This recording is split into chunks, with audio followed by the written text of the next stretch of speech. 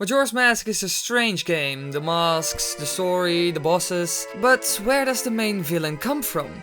What is Majora's dark origin?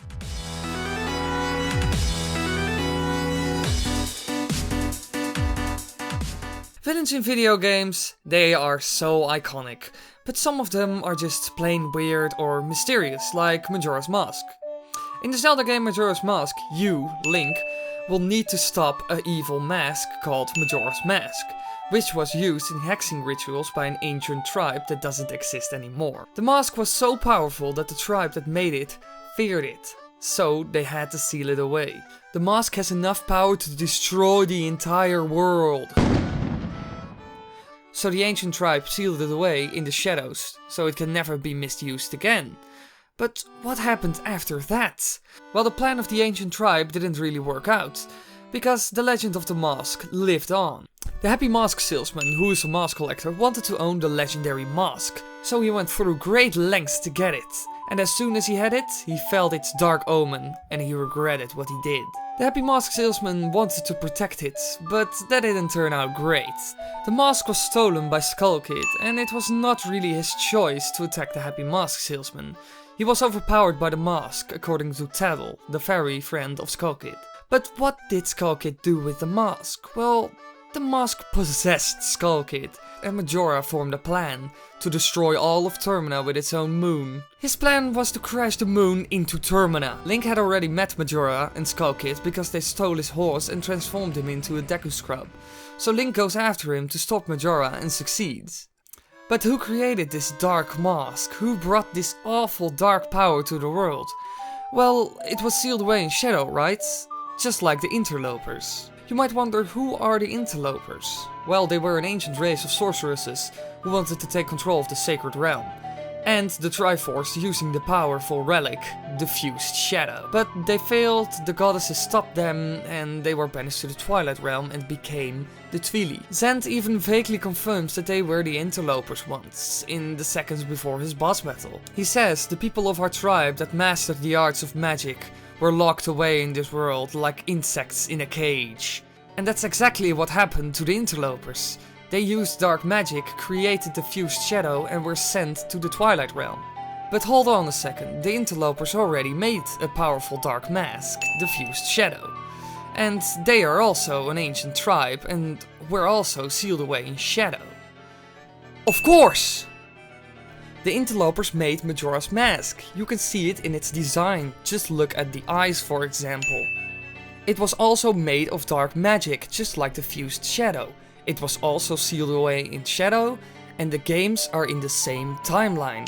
And to finish it off, they use hexing rituals. You can see all kind of hexing rituals when you fight Zant or when you're in the Twilight Realm.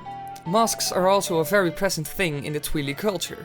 For example, Zant's mask, the mask from his guards, Midna even tries to wear the Orden shield as a mask. But why did the Interlopers make this mask? Well, they wanted to invade the Sacred Realm, right?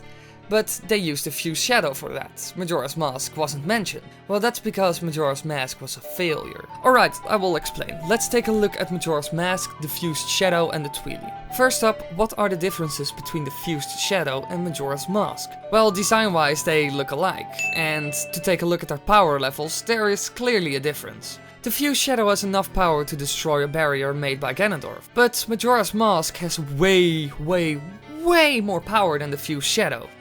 Majora can destroy entire planets with around 10% of his power, maybe? We see this in Majora's Mask with the moon he uses to destroy Termina. And getting a planet out of orbit? That is insane. The power you need to do that is just out of the roof.